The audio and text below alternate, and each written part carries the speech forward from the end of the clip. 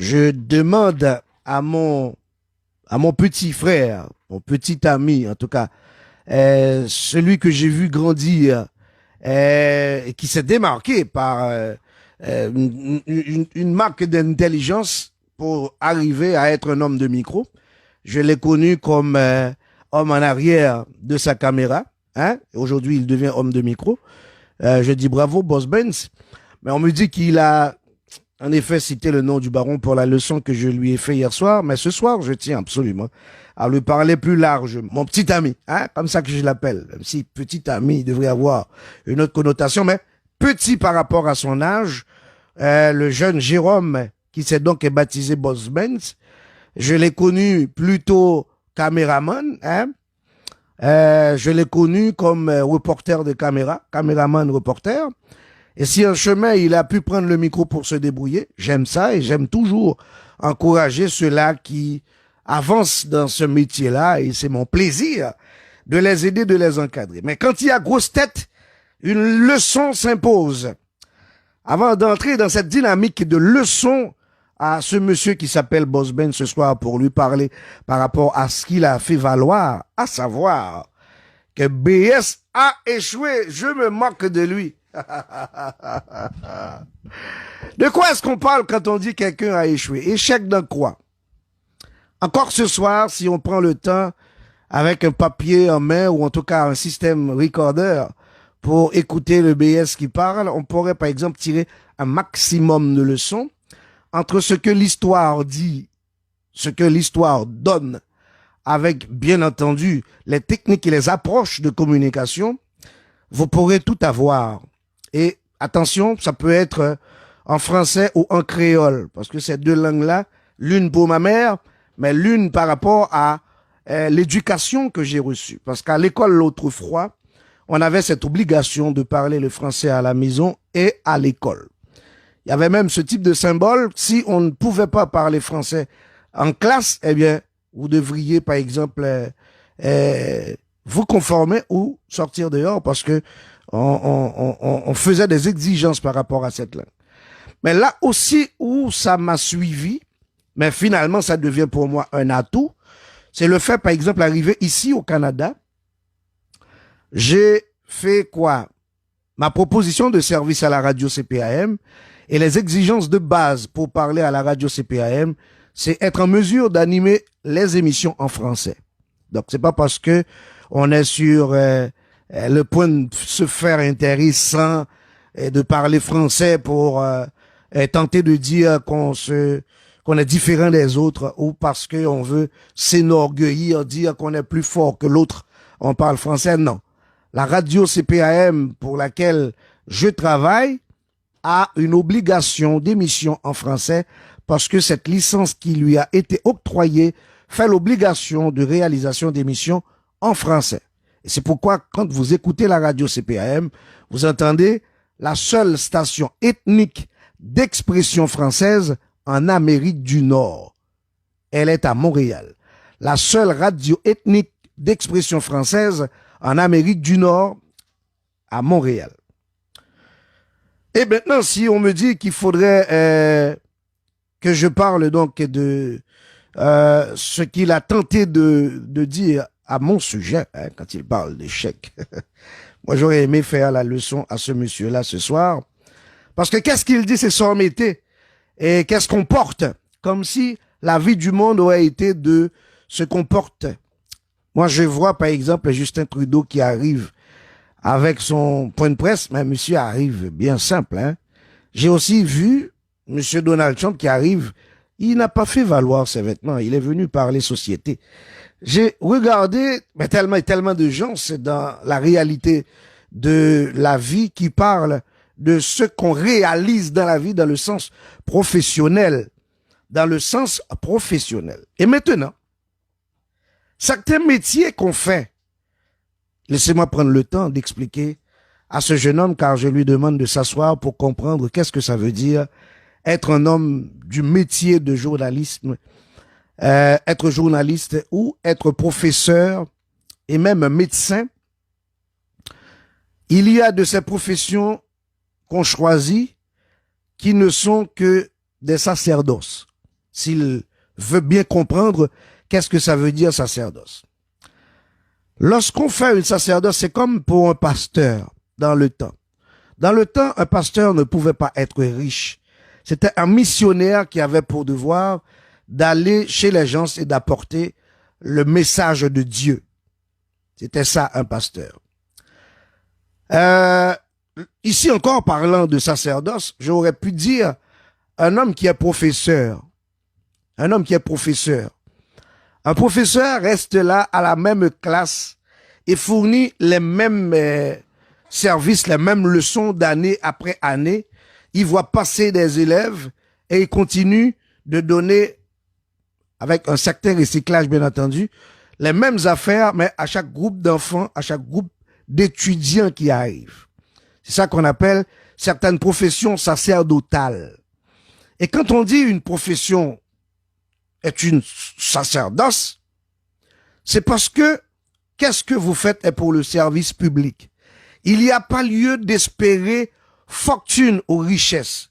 Mais si la richesse vient parce que progressivement, on travaille à avoir un bon résultat dans ce qu'on produit, eh bien voilà, ça s'en vient. Mais pas pour être traumatisé par un sentiment cupide. Est-ce qu'il comprendra le mot cupide? John Wesley Delva. Est-ce qu'il pourrait comprendre donc? Est-ce qu'il serait en mesure d'appréhender le mot cupidité? Il y a certaines professions qu'on fait qui ne marchent pas avec la cupidité. Certains métiers marchent avec, bien entendu, rémunération. Et par la rémunération, l'occupation de sa famille. Est-ce qu'on comprend? Est-ce qu'on veut bien comprendre? Un professeur d'école fait son petit plan de vie sociale. Il se marie, il donne naissance à un enfant. Avec cet enfant né, maintenant, il prévoit l'éducation de l'enfant, aller à l'école dans un premier temps classique, dans un deuxième temps professionnel. Et ce qu'on entend par une école classique, c'est pas rabâcher. Il faut accepter de faire primaire et secondaire dans le temps. Et ici au Canada, par exemple, lorsque vous finissez avec, je m'excuse, les études classiques, vous entrez au cégep. Et après le cégep, ça c'est une première base de diplôme pour rentrer sur le marché du travail. Eh bien, vous allez avoir votre diplôme universitaire si vous poursuivez vos études. Et c'est là qu'il faut qu'on comprenne. Quand, par exemple, quelqu'un vous dit aujourd'hui, on n'a pas besoin de diplôme, qu'est-ce qu'on va faire avec les diplômes? Oui, on en a besoin. Parce que celui qui aujourd'hui apporte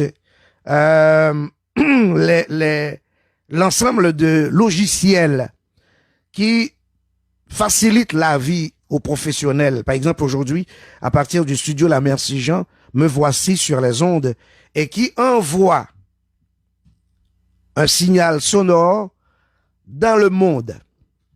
Je suis en liaison sur une station de radio du côté de Saint-Michel de la Talaye, n'est-ce pas? Je vous parle de la radio Voix de la Jeunesse. Je suis également sur une radio à New Jersey. Et cette radio à New Jersey s'appelle Radio Télé Micro-Sillon. En même temps, je suis sur Dari FM Port-de-Paix et voir la radio CPAM à Montréal et la radio Galaxy à Port-au-Prince. Donc, des études ont été faites pour être en mesure de créer des logiciels capables de nous emmener. Et il semble que la chose est venue. Hein? On ne sait pas encore, mais j'ai un grattement au niveau de la gauche. Il faut que je sache, est-ce que ça s'appelle Kona? Vite demander à ce qu'on m'emmène chez le médecin, hein? Parce que la petite carte est là. Donc, je vous dis que certaines professions qu'on fait sont des professions sacerdotales, parce que quelqu'un qui demande à ne pas avoir une formation en menant vers un diplôme est une personne avec une idée limitée. Parce que autant qu'on travaille, autant qu'on avance, autant qu'on a donc un papier légal reçu par soit un collège, un cégep ou une université, ça fait de vous une personne référentielle pour la société. On peut se débrouiller. On peut se défendre avec des idées. On peut également être un autodidacte. Par exemple, dans le cas de certains professionnels de micro, ils sont devenus des professionnels de micro de manière personnelle. C'est un autodidacte pour plusieurs. C'est comme ça qu'on les appelle. Et le mot autodidacte, c'est quand on se forme soi-même. Mais en réalité, s'il était possible d'aller à l'école pour avoir les techniques de base, l'approche théorique et finalement la pratique, ça aurait fait de nous des professionnels avisés, des professionnels de haut rang et de cadre, pas des roulibeurs, parce qu'il y en a qui sont également des roulibeurs.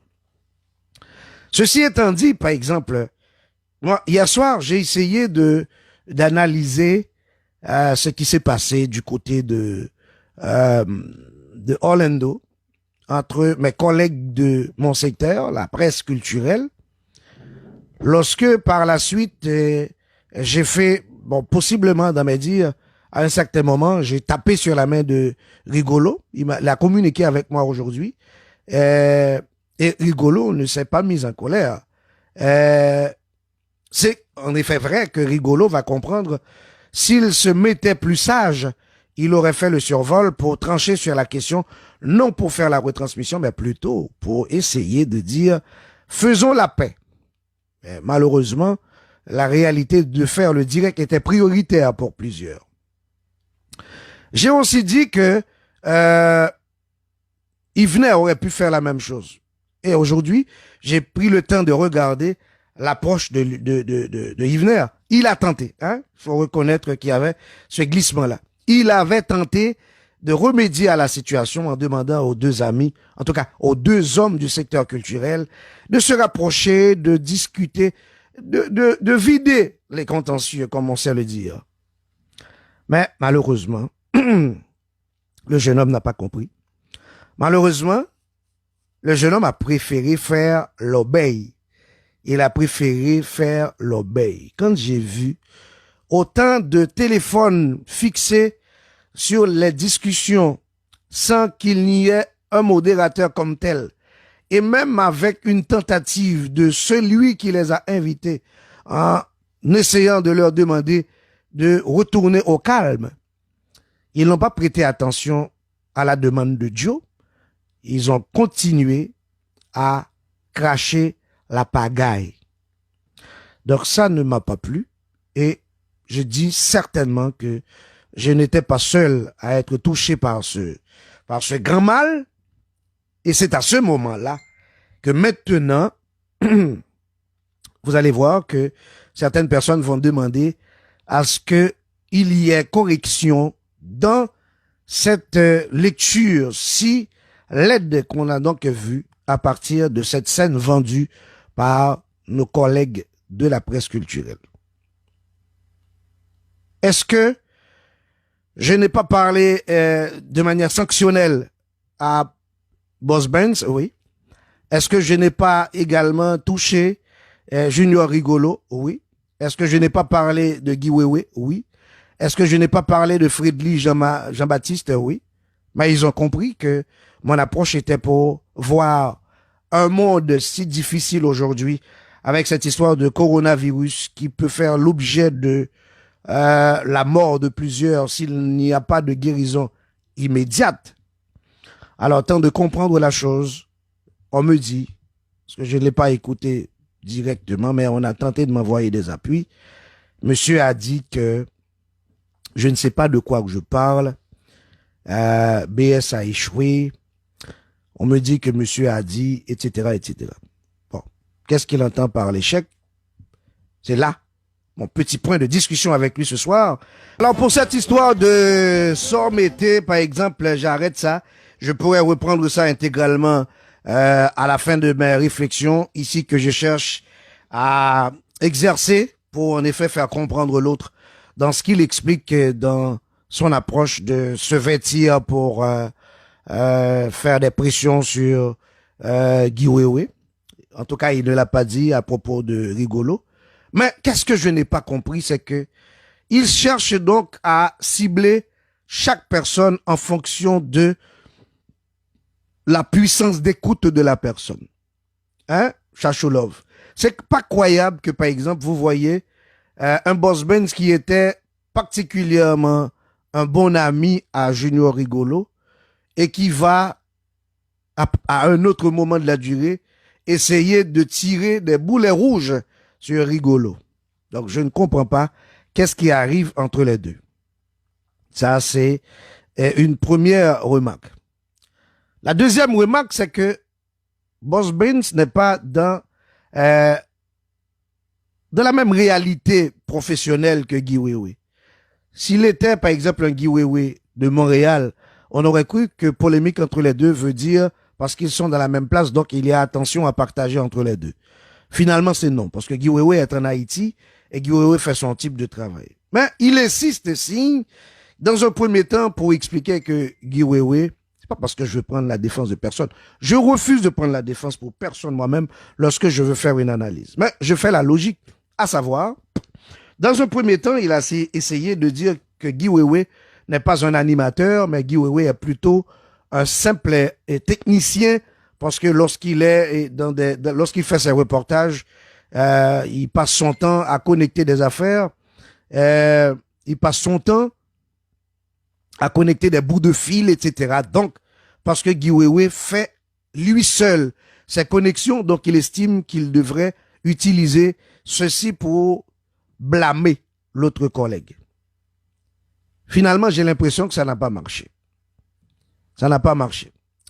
Parce que ceci n'a pas marché, maintenant il va vers d'autres choses. Monsieur, il faut relever le niveau, s'habiller plus cher, etc. Bon, maintenant, qu'est-ce que je dis par rapport à un ensemble de gens que vous voyez avec certains vêtements?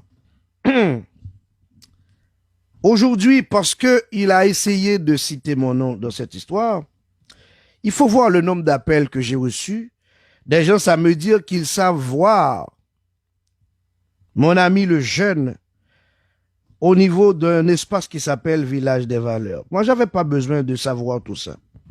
J'avais pas besoin de savoir tout ça. Mais le fait qu'on me parle de Village des Valeurs, je vais par exemple ce soir vous dire que, effectivement, vous pouvez voir une personne avec un super veston comme celui-ci et vous croyez avoir voir sur cette personne un veston extraordinaire. Mais attention, ici au Canada, il y a un endroit qui s'appelle Village des Valeurs où l'on donne un cadeau, certains vêtements de personnes de bonne bourse, hein. On donne ces vêtements-là et on les vend à marché réduit. Comme si on ne veut pas vous le donner en cadeau, on met un petit prix. Et le petit prix qu'on met au Village des Valeurs, c'est voir des gens se costumer avec une chemise, etc. Mais les costumes au Village des Valeurs, vous pouvez les acheter pour 7 $, 8 $, 9 $ au Village des Valeurs. Lorsque l'ami m'appelle pour me dire, ABS, c'est, il pense pouvoir nous bluffer, mais nous savons que la plupart de ces choses sont achetées à Village des Valeurs. Bon, écoutez, ça c'est un cas. Ça c'est un cas. Mais effectivement, je vous dis, il n'y a pas que Village des Valeurs. Pour cette histoire de s'en mettre pour ne pas avoir à bluffer le monde. Hein, pour ne pas avoir à déranger le monde. Hein? Parce que se rendre au Village des Valeurs, un espace où vous pouvez tout avoir, mais à un prix relativement bas, très très bas. Donc lorsque vous mettrez ça sur vous, vous pouvez bluffer le monde. Un deuxième endroit également où on donne cette chance à ceux-là qui sont à la recherche de vêtements, vous pouvez également vous rendre au sous-sol des églises catholiques. Ah, moi je sais voir ça, hein? Au sous-sol des églises catholiques, des gens qui s'y rendent pour acheter plein de choses. Et puis quoi? Lorsque vous allez voir ces personnes-là avec leurs vêtements tirés de ces églises catholiques qui vendent des vêtements en don, eh bien, ça vous étonnera de voir que ce sont des choses de marque, mais acheté à 3 dollars, 4 dollars. Hein? Et puis maintenant, il y a un troisième élément. Il y a un troisième élément. Après cette histoire de sous-sol d'église, village des valeurs, vêtements des morts, a précisé quelqu'un. Un troisième élément, c'est par exemple si on va vers un autre coin qui s'appelle marché aux puces. Je ne sais pas si parmi vous, vous avez déjà été au marché aux puces. Vous savez, quand vous arrivez au marché aux puces, c'est comme si vous étiez à l'intérieur d'un superbe grand magasin au marché aux puces. Mais attention, c'est encore la même petite affaire que si on rentrait dans un espace qui s'appelle Dollarama. Vous savez qu'il existe Dollarama. Si quelqu'un se plaint de n'avoir pas des verres à la maison, c'est parce que vous n'en voulez pas. Parce que arrivé au Dollarama, vous achetez une quantité de verres en fonction de vos moyens et les verres que vous achetez ne vous coûtent que des unités d'un dollar. Des unités d'un dollar. Hein? Luc Nerdomo, des unités d'un dollar. Il y a marché aux puces, il y a marché punaise. Non, on ne peut pas marcher punaise. On me fait rire. Je veux être sérieux. Et voilà un autre ami qui me parle de friperie. Par exemple, il existe aussi un autre coin qui s'appelle Dollarama. Mais il y a également friperie. Et je veux être très honnête avec vous pour vous expliquer que vous pouvez même, par exemple, ne pas avoir beaucoup d'argent et d'entrer chez Winners. Il y en a qui connaissent Winners, par exemple.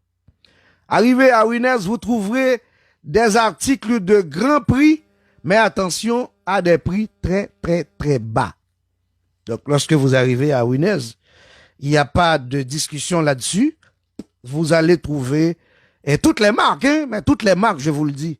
Si vous ne me croyez pas, rentrez une fois chez Winners, et vous allez voir certains vêtements qu'on écrit à des prix très élevés. Ah ben, chez Winners, vous pouvez les avoir à un prix relativement bas. 30 dollars pour une belle chemise, 38 dollars, 25 dollars, 29 dollars, etc. Donc, on ne peut pas passer son temps à tirer boulet rouge sur quelqu'un pour une idée de s'en mettre ou s'en pas mettre.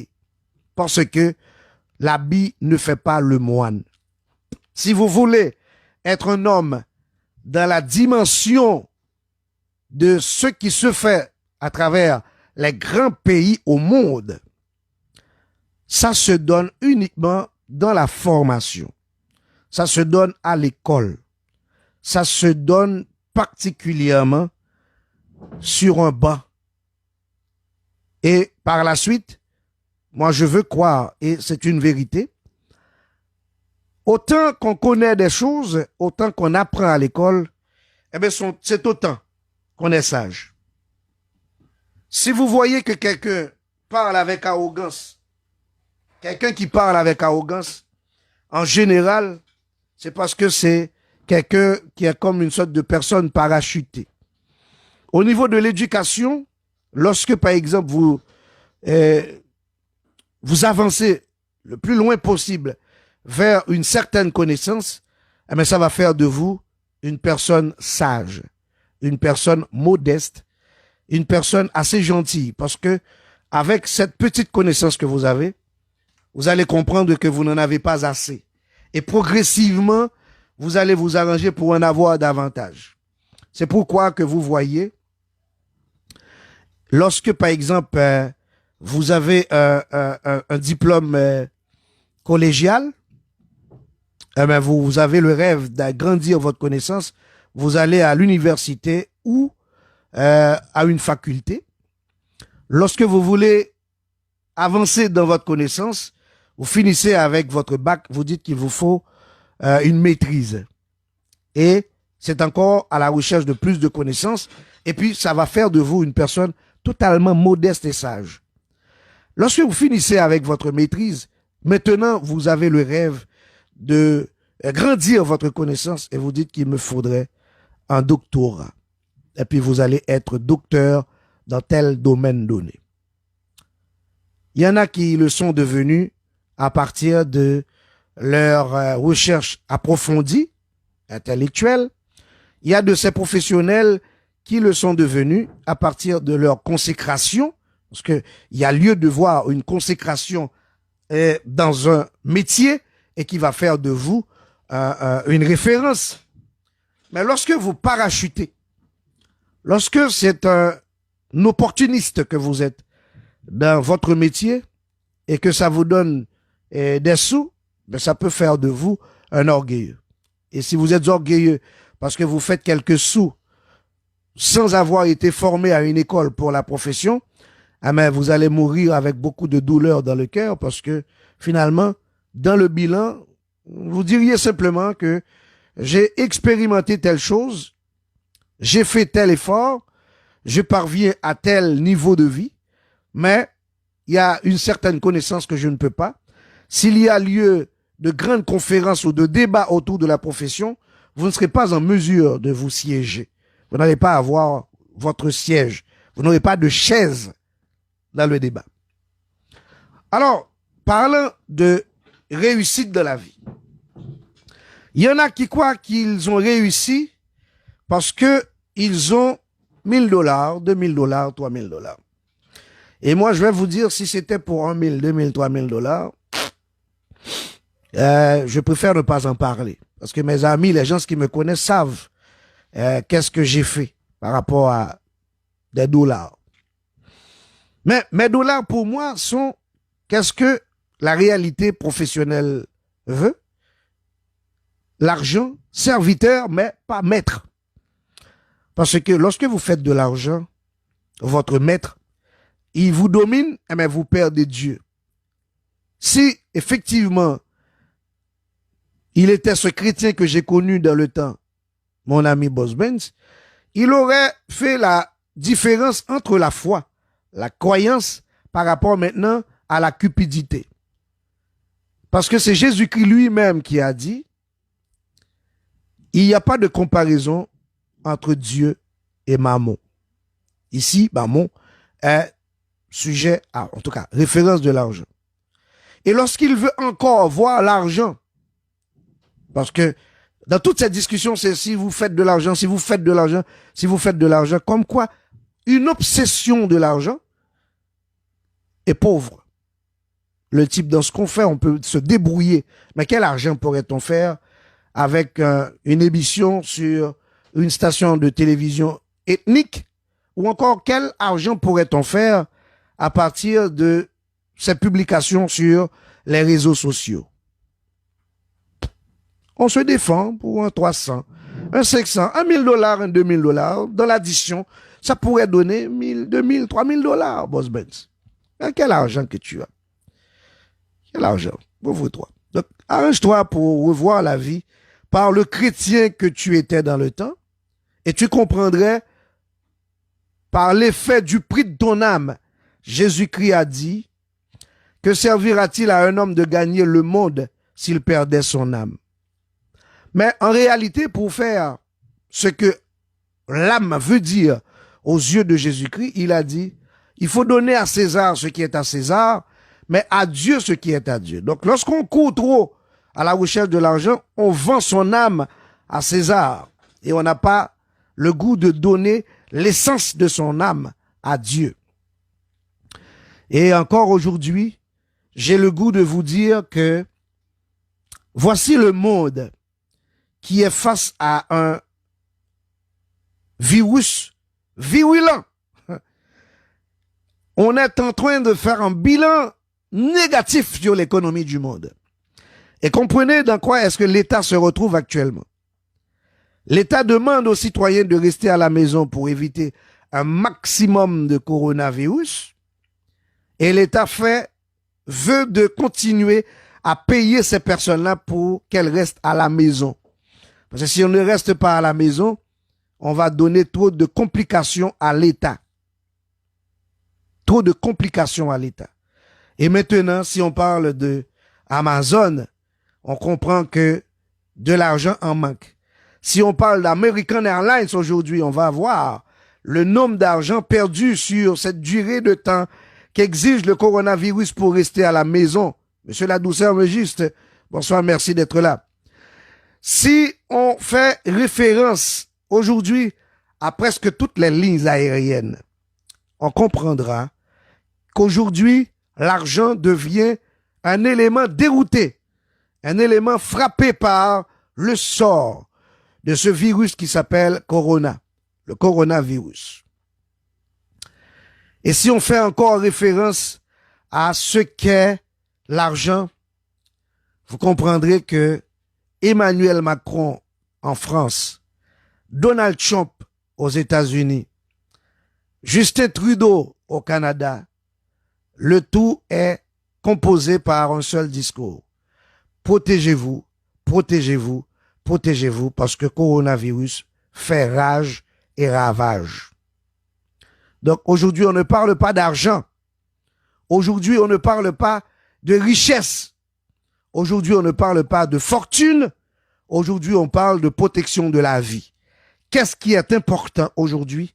Ce n'est pas ce que vous portez sur vous, mais c'est exactement la protection de votre vie, parce que la vie aujourd'hui est plus importante que ce qu'on porte sur la peau.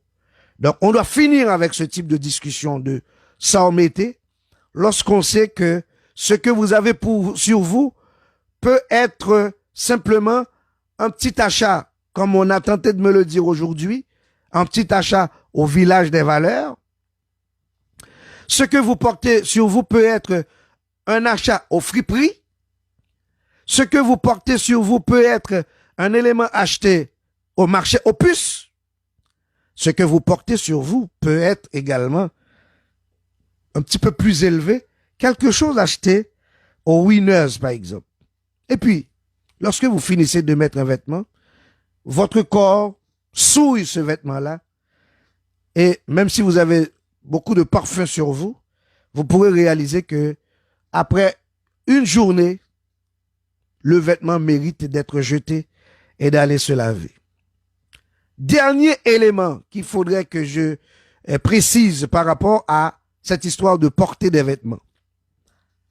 Je ne sais pas si vous avez l'habitude de voir des gens qui portent des vêtements avec des tickets de vente. Vous avez vu certaines fois des gens qui portent des vêtements, Gracia Delva sait le faire. Vous arrivez dans un magasin, vous achetez quelque chose pour un show, et fini le show auquel vous avez été, vous retournez au magasin et vous remettez le vêtement. Donc, pour savoir si quelqu'un a vraiment beaucoup de vêtements, il faudrait aller dans son placard. Donc, c'est pas vrai que des vêtements portés lors de soirées ou autres sont des vêtements que vous achetez définitivement. Un dernier élément, Macal du Piton, c'est qu'on peut, par exemple, rentrer dans un magasin et louer un vêtement. Donc, vous pouvez rentrer dans un magasin et louer un vêtement. Et lorsque vous louez un vêtement, vous le portez sur vous, qu'est-ce que ça donne? Ça donne que on vous a vu chic, mais au lendemain, vous avez pour devoir de remettre ce vêtement-là. Donc, c'est pas une question de sommité, c'est une question de qu'est-ce que vous êtes dans votre niveau académique. Est-ce que vous avez été à l'école? Est-ce que vous avez une certaine chose dans la tête? Est-ce que vous pouvez articuler qu'est-ce que vous avez dans la tête en français, en créole, en anglais, en espagnol, à travers une langue quelconque? C'est la tête qui est la force. Et maintenant, parlant de échec, il faut revenir sur la personne qui est en face de vous pour comprendre que ce monsieur né en 1963 et qui n'avait pas de maman intellectuelle ou papa intellectuel, il va devenir une référence intellectuelle. Mon ami, si on fait un lot de personnes de cerveau dans mon pays, on dirait BS en fait partie. Donc, on ne peut pas parler échec pour quelqu'un avec la capacité d'analyser la réalité de sa vie, la réalité de la vie de sa société et sa vie personnelle. Parlant de ma société, le bilan a déjà été fait. Je ne sais pas où est-ce que toi tu vas y être dans le temps à venir. Mais parlant de BS, le social dit qui je suis chez moi. Mon ami, Benz, boss, le faux boss Benz. Mais je dois également te dire, mon tiom, mon petit frère, que réalité de famille, ma fille aînée a une maîtrise en sciences infirmières et elle est professeure. Elle est professeure, ma fille aînée. OK, mon tiom, à un cégep qui donne des cours de infirmière. Mon deuxième enfant, un garçon, Benson Sylvain, va sur son profil Facebook pour voir. C'est un architecte. Et par-dessus tout, un humoriste. Mon fils. Mon troisième fils, Berman Sylvain, celui de qui vous définissez l'échec, monsieur le boss Benz, mon troisième fils est un avocat étudiant. Mais une partie réalisée, exécutée, finie. OK? Le troisième fils, Boss Benz, il est un homme de droit. Boss Benz, ma fille, quatrième enfant, elle est sociologue et elle poursuit ses études, Boss Benz. Et il y a un petit bijou en chemin qui arrive, mes réserves sont pour lui. Donc j'ai le goût de te dire, pas sans embêter, mais plutôt qu'est-ce que tu as dans la tête ce soir, parce que finalement dans le bilan, il faut analyser ton niveau et ton savoir.